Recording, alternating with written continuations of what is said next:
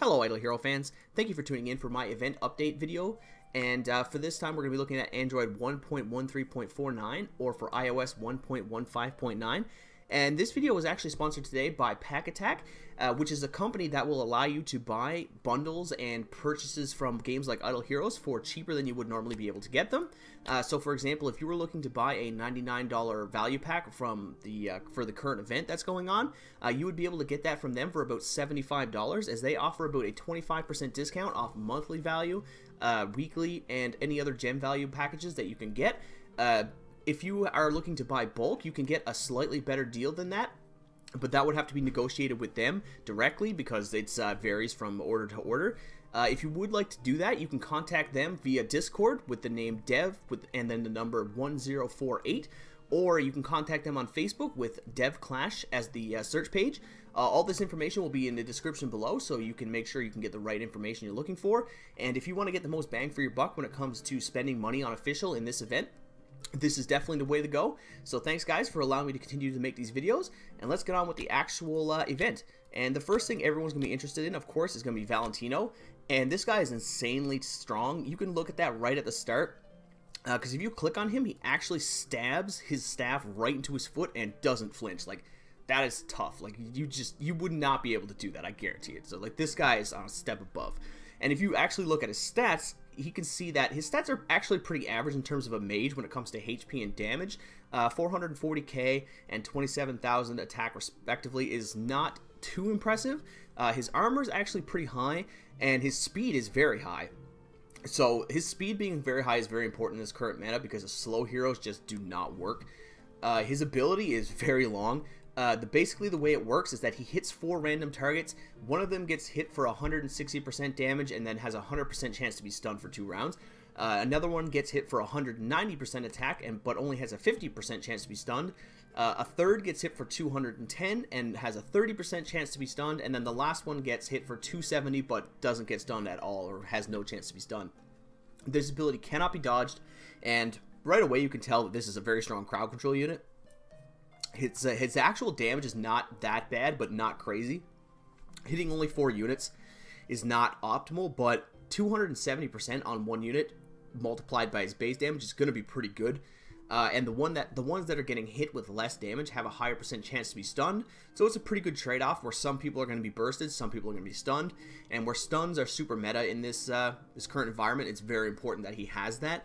But I don't think that the majority of his power is actually going to be located in his ability. Of course, it is a good ability, but his first to passive is actually way better in my opinion, which states that each ally's ability will deal 165% of his attack against 1 random enemy and has a 25% chance to stun them for 2 rounds. Now, this is absolutely ridiculous because not only is it adding more damage onto your team's already obviously high damage if you're looking to make a competitive team, but the fact that it turns every unit into a crowd control unit is so valuable right now, especially if you're trying to use something like Cruz and you try to get him to use his ability off on turn 1. Not only is that going to weaken your opponents, and then when he gets below 50% health, he's going to stun them, but his ability actually has a % chance to stun them now as well. And this synergizes super well with fast units, which are already meta. So you're looking at units that are super strong, like right now, like Faithblade and Arbivore are just going to get an even bigger buff from this guy being on their team. Now, of course, if you're running Good versus Evil, which is getting more and more popular on the private server, that's probably not going to be relevant to you because he doesn't fit in with the aura. But if you're running any other aura right now, it probably has Fortress in it, and you're probably going to want Valentino in it just for this passive alone.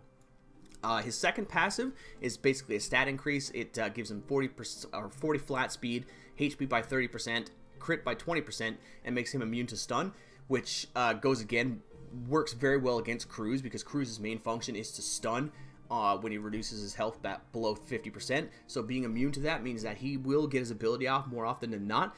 Plus, due to his high speed, he has a good chance of doing that in the first place. So it just kind of synergizes with what he's trying to do.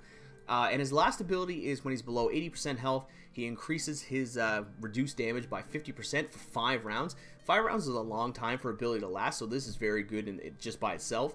But normally, I've said this many times, if you're frequent on this channel, you'll know I've complained about these kinds of abilities before.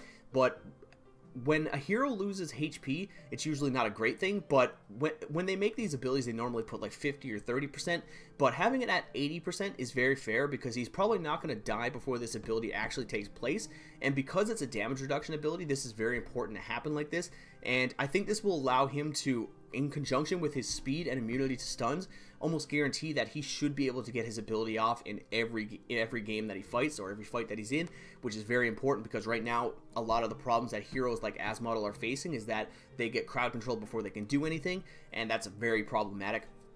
And with that being said, I think that Valentino is probably the nail in the coffin for heroes like Azmodel. He was already on his way out, but I think that having another fast mage that people are going to prioritize, that turns all your other units into crowd control units, is super detrimental to heroes like him. And I think we're actually going to be starting to see a much bigger shift away from Vesa as well, because Vesa suffers from the same problems as Azmodel does. Of course, hers are kind of hidden behind the fact that she does have a silence when she drops below 50% health. But heroes like Valentino are going to expose her weaknesses a lot more than are currently being done. And even right now in the meta, people are starting to drop Vesas out of their team. So Valentino is going to be a big shake in the meta. Good luck to everyone who's doing heroic summons for this current event, because you're going to want this guy, and hopefully you get him. As for the actual event itself, we're looking at a summon event, of course, just by itself. Which means that the top prize is for 550 points, and that will be Valentino himself. Of course, most people are going to try to get this. 550 points is not that easy to get, but a lot of people should be able to get it. Along with that, if for 450 and for 500, you can actually get 5-star orange gear, which is awesome for people playing on the private server and official server alike. On the private server, most people in like the top 50 probably already have a full team of 5-star orange gear, but of course any more 5-star orange gear will always help you towards 6-star orange gear, which I don't think many people have a full team of, so this is really good resources. After that, you're looking at Flame Strike, which is not meta right now, of course, unless you're cheesing Surisama and wrecking me so I can make a video about it. But for most people, that's probably just going to be fodder for Valentino, honestly. The soul symbol that you can use to replace heroes is going to be very useful, because even on the private server, the 10-star replacement is currently available. So if you do get Valentino, if you do get 5 of them somehow from this event, you can switch up something that maybe you're not using anymore, something like that Ormus that's been sitting around, or Flame Strike, just saying. Maybe you can get rid of her and replace her with Valentino, and the rest of it is just basic resources, scrolls and profit orbs to help you finish the event as it is, which is of course nice, but it just kind of builds into itself. The summon package, of course, if you summon Valentino or Flame Strike, you're going to be able to get some more orange gear. This seems like it's more tailored towards the official server, of course. Well, all these events are tailored towards the official server, but some of them are more beneficial to the private server than others. This one is not so much because of the fact that most people have better than 2-star orange gear on the private server. But if you're on official, this is probably going to be very good for you, because even if you already do have 2-star orange gear, it's the same principle that goes into the 4-star orange gear on private server. You're going to want this stuff to boost up your heroes anyway, because you need to use these in the blacksmith to make 3-star and 4-star, etc., etc. The event itself is pretty shallow. I don't think they actually said they had any buffs or nerfs to heroes, so it's pretty generic. You have a summon event with a great new hero that's been introduced, so I think that's pretty much all there is to say about it. Of course, there's the value packs that are always there, and if you, like I said, if you do intend to buy any of these, definitely give Pack Attack and Dev a message, because he can definitely help you out with getting better value from these. And if you have a hero you're looking to replace, then you probably already know what to do with that. But anyway, guys, let me know what you think about Valentino. Do you think he's as overpowered as I'm making him out to be? Because I think he's going to be really big. I think he's going to change the way that people are playing the Fortress side of things. I think that, like I said, you're going to see a lot less Azmodel, a lot less Vesas. But let me know what your opinion is. And thank you for watching, guys, as always, and have a great day.